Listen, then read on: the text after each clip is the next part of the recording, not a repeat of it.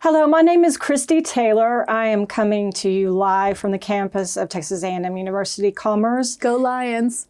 I've got Dr. Bozone here. She is representative of the music department. She's the head of the theory and composition area, and I'm an adjunct on her team.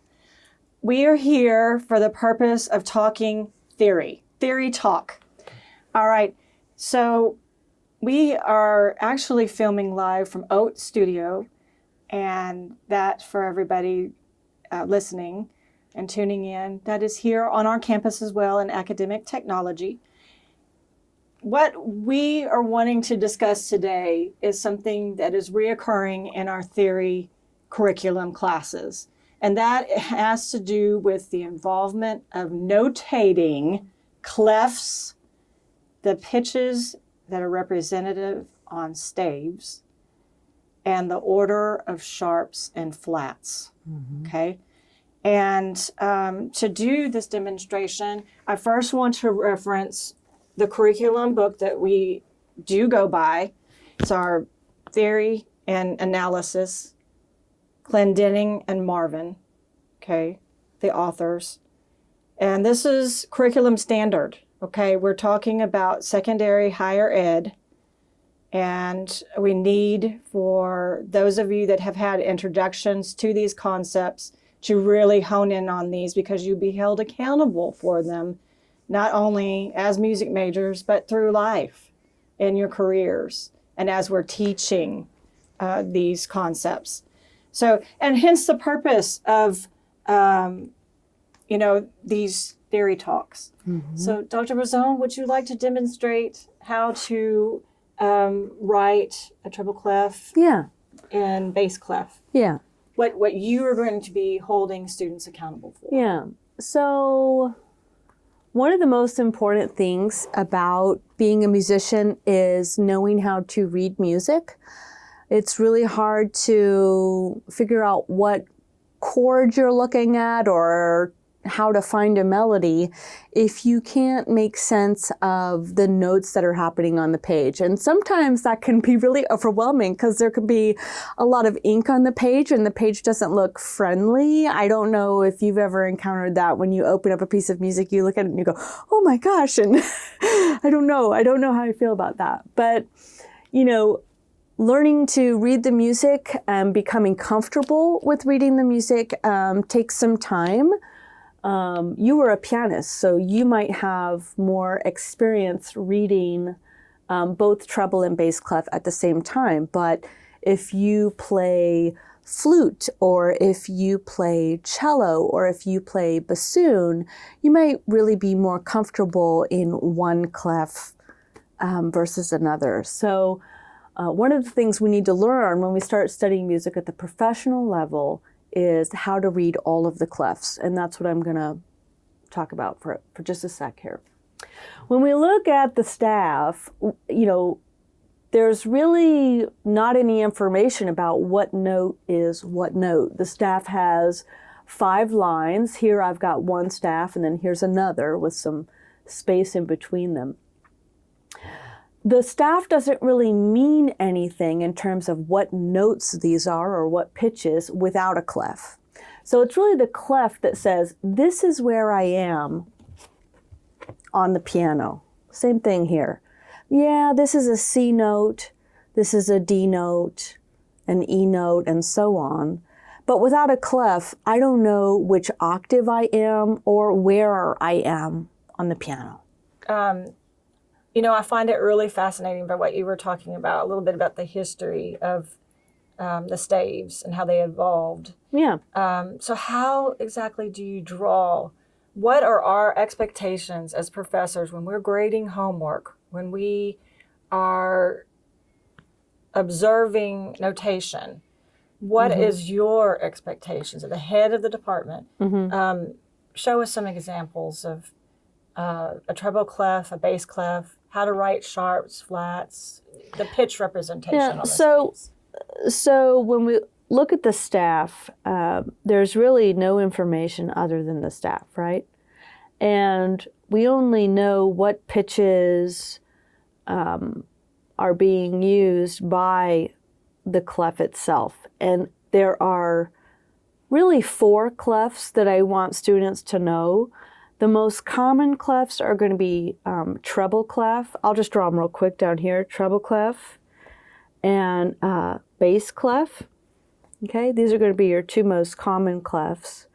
And then we also have these movable clefs like alto clef and tenor clef.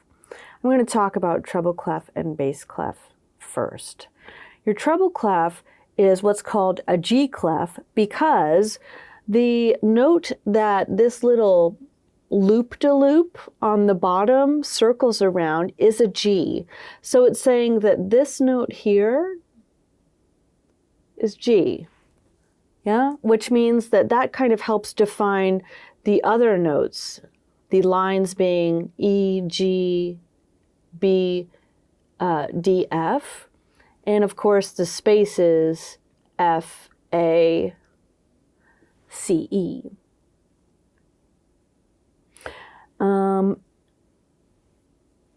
For bass clef, the 2 dots go around what is F in bass clef. And that's why bass clef is called a F clef. So these 2 dots help define that this line of the staff here is F. And that kind of helps us fill in everything else. So from the bottom, G, B, D, there's that F, A.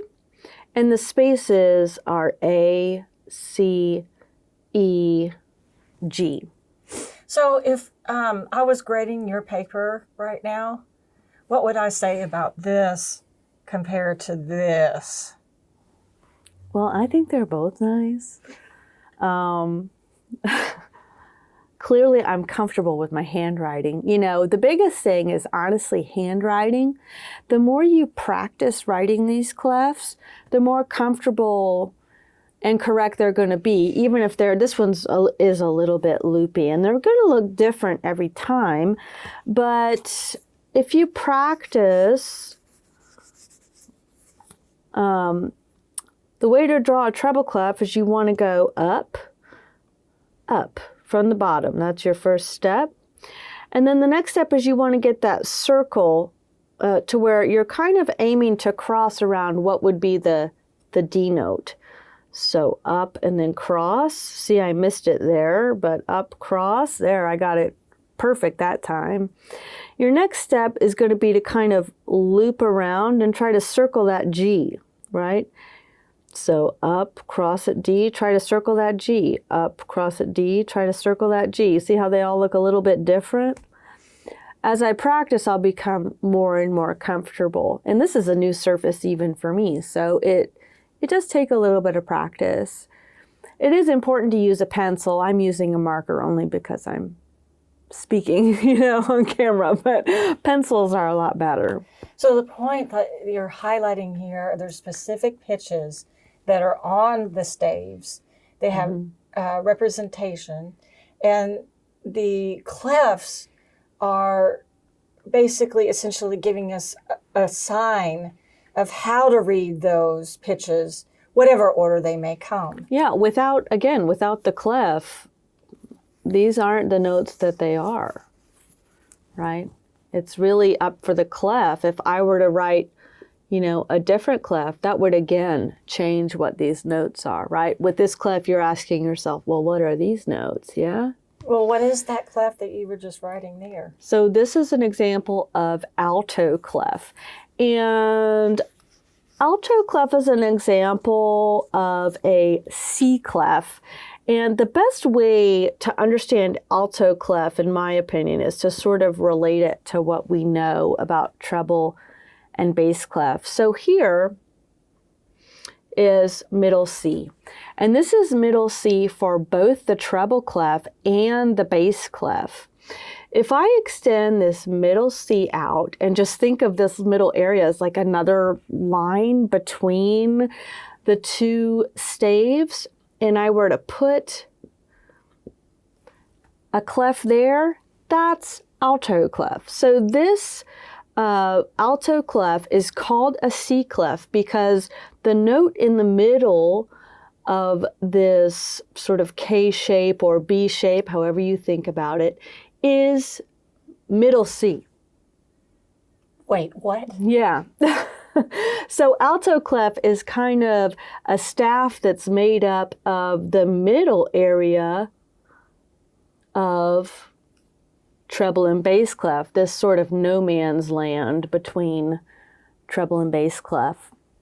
Okay, so are there any other clefs that we can highlight? There's also tenor clef. Tenor clef is also a C clef, but we imagine that it's just been moved up a third. So here, this is tenor clef instead of the middle being the middle line like it is in alto. In tenor clef, the still middle C, always middle C on these movable clefs, is going to be the fourth line. So it just has a little bit different of a tessitura. So when you say, okay, you just used a word there, what is that mean? Tessitura. Like the range of the instrument. So we use clefs to help us be in a specific register on an instrument, right? If I want my hand to be in a certain place on the piano, I've got to use a certain clef to tell me that those are the notes that I need to play. Some instruments are going to use these clefs exclusively, like alto clef is exclusively for viola. Okay. So viola players are very comfortable in this clef. But if I was to use this clef with a flute player, right, a flute's like lowest note is like here on alto clef. So it wouldn't really be a suitable clef. Be kind of silly, really. This tenor clef, you'll see it sometimes in trombone music. You'll see it sometimes in cello music.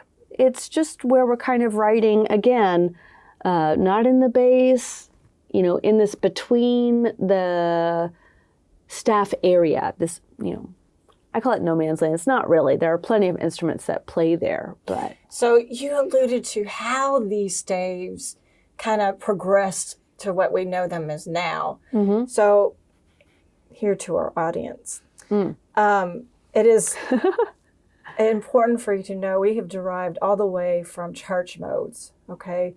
And during medieval times, we took, the staves that they knew it, and it evolved into this, why we call it alto, tenor, in church music era and medieval times. Those church modes, we had certain vocalists that sang, okay, in these pieces, primarily all vocal pieces to begin with in church. And so these staves developed to help not just for voice notations, but also for other instruments that evolved over time as well. Mm-hmm. Music has developed over many centuries, and the practices that we use now in terms of reading music and the way that music looks have literally taken centuries to develop. So, for example, you talk about medieval music, it's important to remember that a lot of that music was written by hand. Yes. And it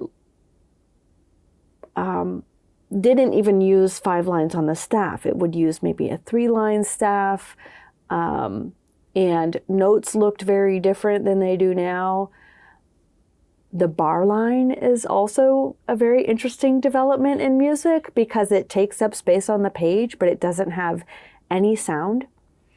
So that's in and of itself like a really interesting development. But so the purposes of our chat today is to just discuss the overall. We've got 4 clefs here. The main elements here are going to be treble clef, bass clef, alto clef, and tenor clef.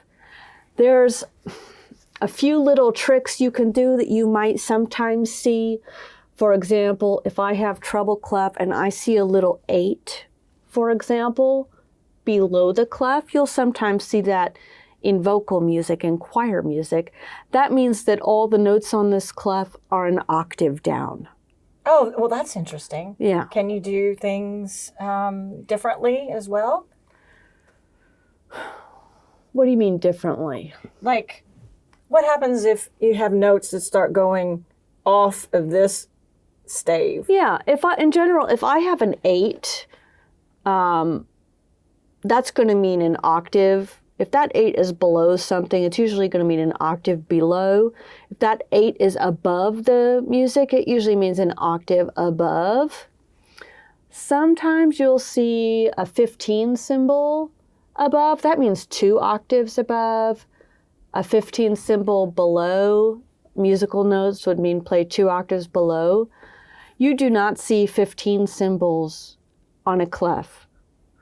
You'll see those around notes. But you will see this clef in choral music for the tenors. Okay, that's really interesting. For the tenors. So if we were going to draw pitches on a staff, those designated lines and spaces are the criteria based on how we label them by a clef sign. Yes. All right. Yes. So is there anything else you'd like to highlight? All good. Okay. Well, thank you for joining us today as we discuss the basics of clefs, the drawing of them, the purpose of them, a little bit of history, and where pitches are located on our staves, as well as what we will be discussing in our next episodes, which will be our circle of fifths and pitch designations and tonality. Okay, thank you for joining us today, and we'll see you next time on Theory Talk. Thank you.